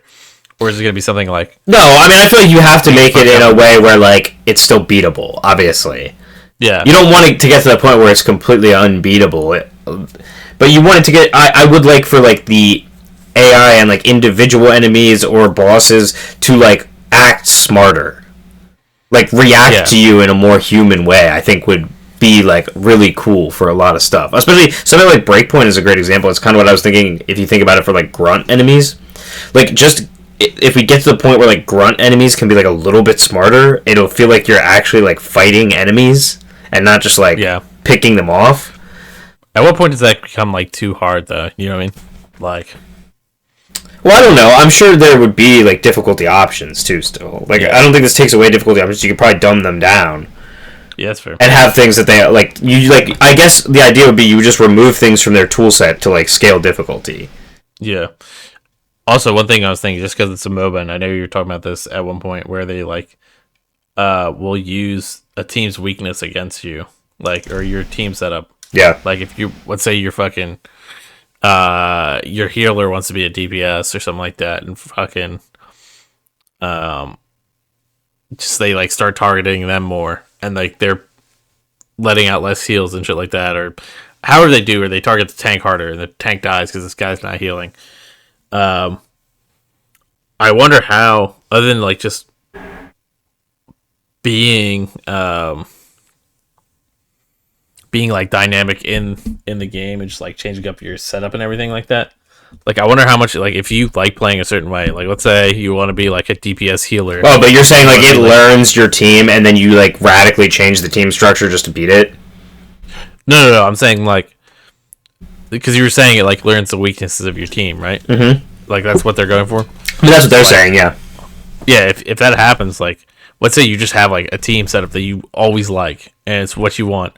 But you have one player who's worse. Is it always going to target that one player? Is that one player always going to have a terrible time? I think the hope, too, would be that it's also, you can add, like, intelligence to it to make the game fun, too. Like, it should, like, to make it so that it doesn't always just target the same people. Because then it just becomes like, predictable again. I think the whole idea, for me at least, that is interesting is, like, to make them more unpredictable. Yeah. And I don't know how sometimes that works, yeah. And... like, some things, like, I don't think you could ever do that in something like a Souls-like, I think. Well, no, because those are already very difficult. Yeah. Like, I don't know. Like, yeah, for some things, it might be nice for, like, the boss fight kind of stuff. And that might be something that works. But I don't know if you'd want that. I feel like... if you played fucking a new Shin Megami or something like that, and it's fucking the most unpredictable boss fight ever. I mean, they're already, like, really annoying, but... yeah. So could you imagine that, like, just, like, way worse? I don't know. I think that the idea of it is intriguing to me. Yeah, no. To make it more like you're playing other players instead of, like, a robot. I think that's super interesting. I wonder what the idea is behind it. Or not idea, but, like, what the execution Because if we get them closer to human reactions of things, like, I mean, you think about it, we play multiplayer games against people who kick your ass all the time. And then you beat them sometimes. And you get better at it because of that. Like, I don't think it's going to be as, like, game-destroying, or even really probably that game-changing as people think, but I do find it interesting on a technological side of things. I think even just, we just recorded an episode of Alien Isolation, and even thinking about, like, a technology like that for something like a game like Alien Isolation is, like, crazy. Like, the alien would be terrifying. It's already terrifying. Yeah, I think that would be a lot cooler if they made a Predator horror game. Yeah, I think a Predator game with tech like that that's similar to Isolation, but I think that couldn't be a horror game. Like, it would have to be a little bit more of an action game. Like an action horror game. Or like you could make it a horror game. Like a more actiony survival horror, like, I don't know, like more like a Resident Evil 4. I feel like you'd have to do something like that for a Predator. Like, you need... I feel like the action is kind of implied for Predator, where it's not for Alien. Yeah, like Predator's like always been more of an action movie, but like I feel like it depends. Like, you could definitely pull off a horror game, I feel like, for Predator, just because like it has like its weaknesses, like, you know, about the mud and stuff like that. And I think you still can have like a little bit of action, like, or survival horror more than, like, because Alien, like, you gotta think, once you get that, like, flamethrower like you have now, it's like, yeah, that game is way less scary, like, because you're able to, like, make the enemy retreat and everything like that. Yeah. So it's kind of hard to say, like, I don't know. I don't think you make it, like, a full-ass, like... I don't know. I just feel like, is the Predator any scarier than just, like, a normal serial killer? Like, I don't know. Well, yeah, I think it's, like, his abilities and stuff like that give him... like, tech, his ability to be invisible. Like, I think the Predator is so inherently goofy and, like, and weird as a character. I don't know. I don't think he works as much as the alien in, like, a strict horror or, like, a more horror-oriented setting. No, I think... and maybe it's something more like you do something like a Vietnam War setting, and then you have him, like, always lurking there. Like, you have the thing where you're going through a war. Yeah, I think something like that makes this is like, but that's the exact same thing with Alien, though. You know what I mean? Like, you're going through an area where there's humans, there's the synths, there's like all this stuff that is also a threat. You know what I mean? I think you could do that same kind of game. I just don't think it can be like, of course, you can't do it in space. Like, it has to be like a jungle setting. So I think it's really just based on the environment. Like, I think it could be just as scary to have fucking... you're standing there, like, trying to complete a, like, mission or something like that, and you just see the fucking 3 dots appear, or you fucking just see the fucking predator appear right in front of your face because he can be fucking invisible or not. Or you're running something and you just see these footprints start going in the mud. You know what I'm saying? Like, I feel like that moment could be just as tense. Like, the moment-to-moment things that happen could be just as intense as Alien. Maybe not as inherently scary, I guess. Yes. Sorry, my mic, I like... punched out the cord?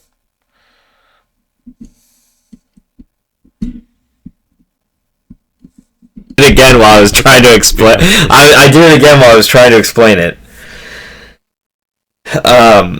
Sorry, yeah. I was trying to say... I just don't think that a Predator game would be as stealth-oriented as, like, an Alien game would have to be. Like, I feel like you would have to fight the Predator a lot more, no matter what. Yeah, I guess it just depends how you do it. Like, and I also feel like you kind of described what Hunting Grounds was already kind of trying to do. Yeah, but I'm saying single player. Yeah, but I mean, I kind of like that Hunting Grounds multiplayer. It's fun. I don't know. I wish people still played that game. No, I'm not saying that game's bad. I'm just saying, like, you could also have a single player experience. But, like, I think it's hard to say, like, just because Predator is different than, like Predator's kind of only had one setting. Do you know what I mean? Like, it's always kind of been the same. There's not, like, even something like Terminator, where, like, the first movie to the second movie is so different. Or, like, the first movie to fucking Resistance is so different. Like, Alien, I think, has that same thing where Aliens is so much different than Alien. Yeah. Where, like, I feel like Predator doesn't quite have that, so it's hard to say, like, how can we branch this out in a new, different way for the game? Yeah. Because you've only seen, like, the most different thing we've had is Prey, which is, like, the, like, Native American version. Yeah. And that, how much different? That's not that much different. They're still just in the woods. I haven't watched that. I've heard it's very good, though. Yeah, it's just, like, they have a bow and arrow instead. You know what I mean? Yeah. And the Predators, really, the Predators look different, too. Yeah, so I think... The Yautja. That Predator Hunting Grounds, like... Yeah, most games are going to be just like that, because that's what Predator is. Like, to a fault, that's what Predator is.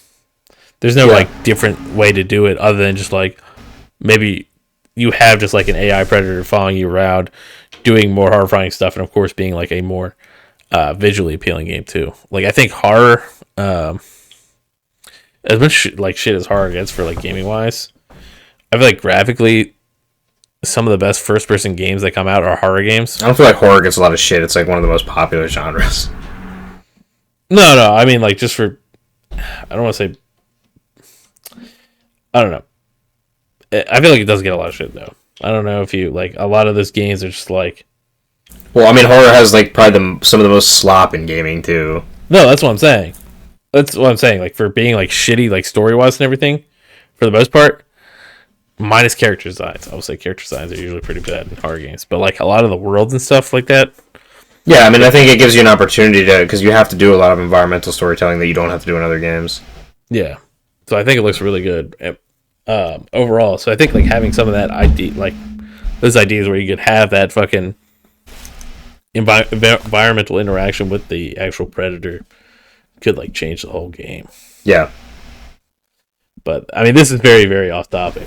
No, I mean that was the topic. I mean, we kind of had slapdash this final segment here. We just kind of wanted to talk about some news. Was there anything else in the cultural zeitgeist you wanted to chat about here in the month of February? We could talk about Phantom Blade Zero. That fucking trailer. How fucking that was fucking insane, dude. I made people at work watch it with me. It's how good that trailer looks. That's actually probably the most I've been hyped for a game coming out on PlayStation in a long time.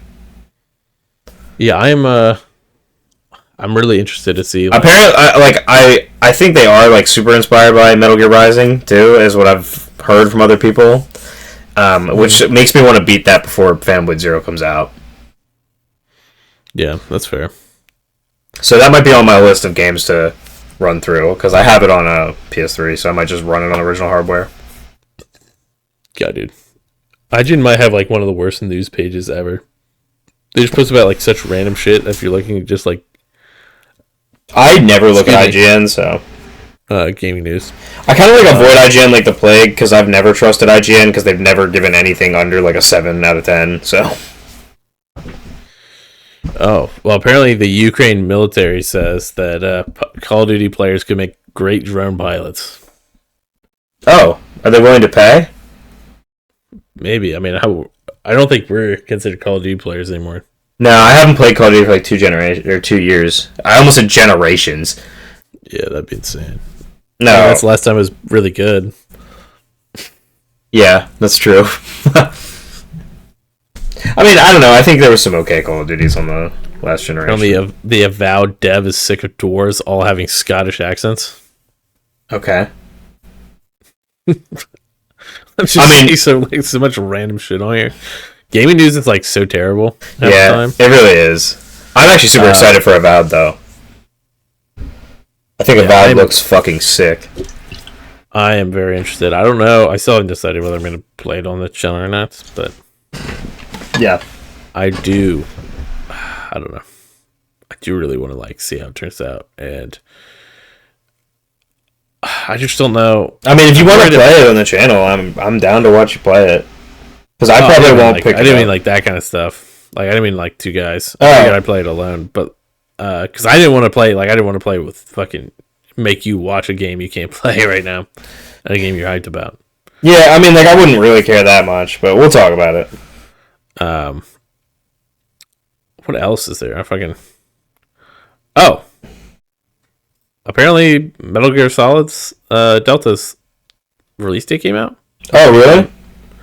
Apparently appeared on PSN. This is probably why I got shut down. This was February 6th at 5:46 a.m. When did it say it's coming out?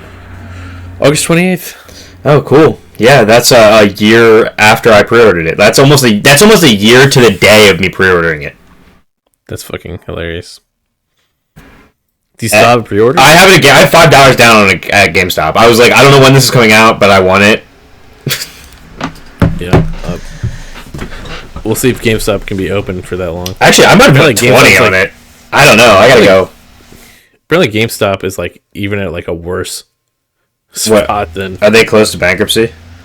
I don't know. It's just I seen a shit ton of them being closed. What I know is that every store of things that I like is just moving to becoming a collectible store. Gaming stores and comic stores, both that I've been to recently, chains and otherwise, all just they're just becoming collectible stores, and there's nothing left of gaming or comics. Yeah, it's sad. And it's just dude, I don't want Funko Pops and shit. I don't give a fuck. Dude, I just want to say it. I know it's weird, and maybe I'll talk about this on the comic thing too at some point. But dude, I was at the my comic book store, and I was just asking him about the used graphic novels. Yeah. I was like, so what's the price on the used graphic novels? And he was like, yeah, it's cover price. And I was like, what?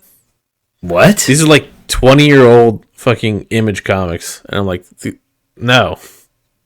It's I'm not buying that. Why would I ever buy that? Well, I mean, cover price is probably cheaper than what they would be today. Because they're probably cheaper then. Oh, fuck yeah, dude. Apparently Onimusha 2's getting a fucking remaster, too. Nice. Sick. So maybe I'll have to play that for the channel. Yeah, dude. I'm just looking at fucking... Become the Onimusha channel. Yeah, I don't know. I didn't pull any more things that I was really that interested in. I was actively looking at this, and I don't know what's coming up. I thought I just saw. I kind of want to play Horizon Zero Dawn, so that's the most interesting thing that I've been thinking about. I think those games look interesting. I've never played them, so. Apparently, there's a new Battlefield game releasing by March 2026. That's for fucking ever away. It's over a year. Yeah. Also, I don't care because Battlefield's not good anymore. So. Yeah, unless they go back, I don't even know. If they cloned the exact formula of Battlefield 1 around the time the first DLC came out, then maybe.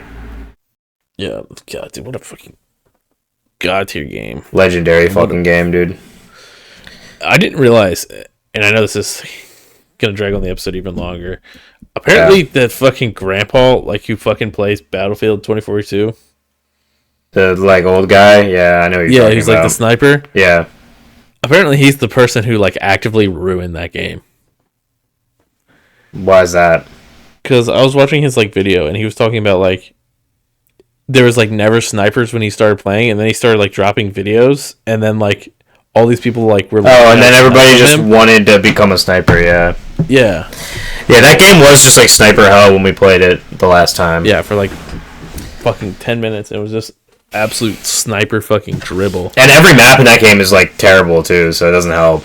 But yeah, they are like only made. It's like a big ass buildings and then an open ass area. Yeah, there's just like nothing. Yeah, I don't know. I haven't had fun with the Battlefield since Battlefield 1. So yeah, and I've heard people say good things about Battlefield 5, and so like I had a little bit of fun when I played it, but I didn't think it was that good. I just didn't think it was as good as Battlefield 1. Yeah, I mean even Battlefield 1 kind of trailed off towards the end there. So what do you mean?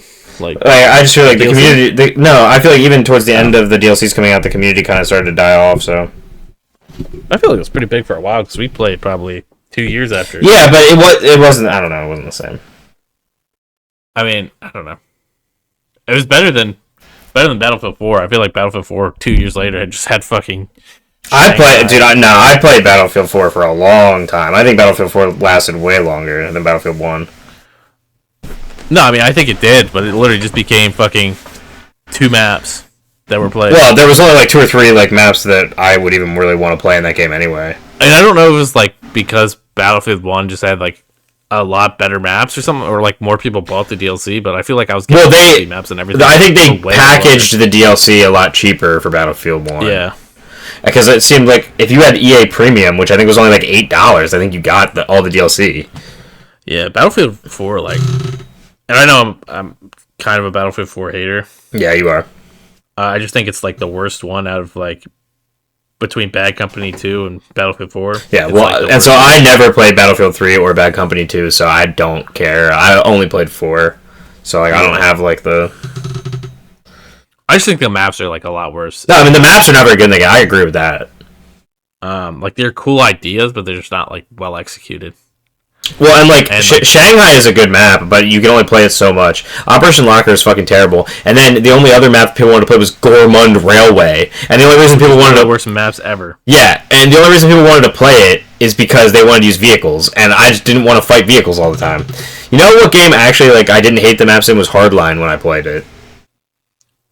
Yeah, I never played Hardline. I think maps are not terrible in that game. I actually had a lot of fun when I played Hardline, but that was like a year or 2 ago, so it was already dead by the time I played it. But there was some people playing.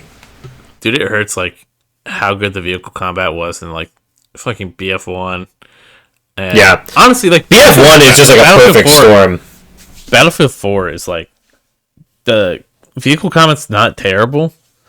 It's just like the maps where it is are just terrible. Yeah.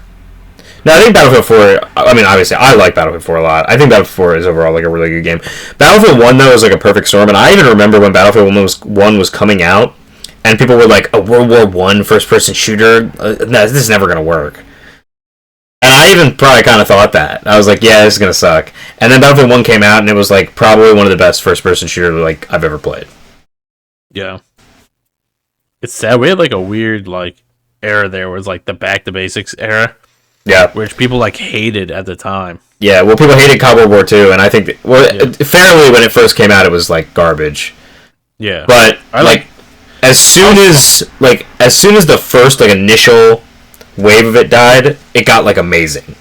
Yeah, as soon as the guy who was like the failure at Sledgehammer got kicked up to the fucking like big leagues, for some reason became like the Activision like head or whatever. Yeah, Activision CEO. For some reason, didn't even know his game flopped, and then the new people like remade the whole game. Yeah, that shit. It was like Divisions update. I'm pretty sure what it was. Yeah, but like everything, like still, even from like the beginning, like that game was probably like the most fair for like supply drops and everything that I've ever played.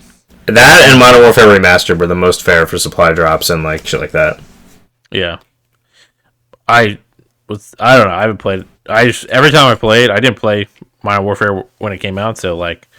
I really liked Modern Warfare Remastered. I think it's a serviceable remaster, and beyond that, it's like a good game, even though it's like mostly just the bones of an older game.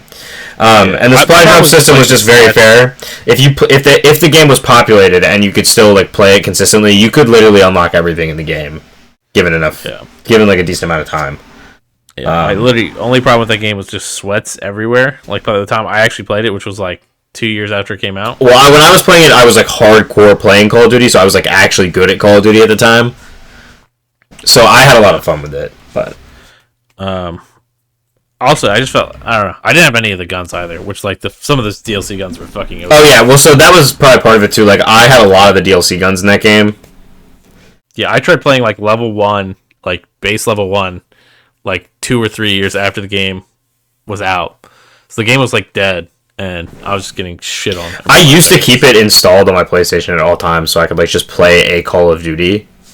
Mm-hmm. But then I started to be like harder to find lobbies, and then also when I first moved into my old apartment, I remember when I uninstalled it because when I first moved into my old apartment, I got T-Mobile Wi-Fi at first instead of just getting like a good Wi-Fi, and I literally could not play multiplayer games. I was like rubber banding all over the screen, and like I ruined like in 2 matches, I like kind of fucked up my KD, and I was just like, no, I'm not doing this anymore. Yeah, badass, dude. God, I miss old Call of Duty days. I miss Call of Duty being fun to play, yeah. I've actually heard that people like Black Ops 6, but I just don't care. Yeah, it was okay. It wasn't great. And it's like already like everything it's already dead. As soon as Marvel Rivals came out, it just kinda killed everything. Well, I'd rather play Rivals anyway, so yeah. Rivals kinda killed like all multiplayer stuff, like for now. Yeah, Rivals has like I haven't heard a lot of people talking about it, but like it is very popular. I don't know. I don't know. I feel like I scroll through my shorts and I see so much. I don't get any rival shit in my algorithm, so maybe I'm just in an echo chamber outside of it. But like, I've maybe talked to like 2 people in real life about it. But then like I'll see like people are saying that they're playing it, and also like the game is being played. Yeah, I don't know. I've seen like a lot of my friends like friends with some PlayStation and stuff playing it, and then I'll just like bring it up at work, and it'll be like people I wouldn't even think were playing it, and we're like, oh man, I love this game. It's so great. Well, I feel like one thing that is kind of cool, like in more modern, recent times, I do think like a lot of multiplayer gaming has become like super casual, and like a lot of people who just don't play video games, but they play like multiplayer games.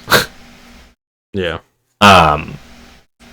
And I find that really interesting, and I think Rivals is another one of those that kind of bridges that gap for people who are like maybe they watched a couple Marvel movies, they're like, oh, I think this is cool, and maybe they have a PlayStation. Yeah, because PlayStations are fucking cheaper than PlayStations are cheaper than Blu-ray players now. Shit. Yeah, which is crazy, but and so maybe it's just like, and also it's free, you know, so like anybody can fucking play it. Yeah, that is true. And I don't think it's like necessarily like a taxing game. No, like, and it can look good if you like. There's also nothing yet that is like exploitative microtransaction wise. Yeah, it's like. Oh, it's it's Gooner approved too. Oh, it's 100% Gooner approved. It's one of the biggest Gooner games that's come out in a long time. Well, God bless. In the Gooner community, Rivals is huge. Yeah. Yeah, I think it like swept up. It kind of was like the spiritual sequel to like last year's Stellar Blade, dude. I guess I don't think so at all, but yeah, it's like.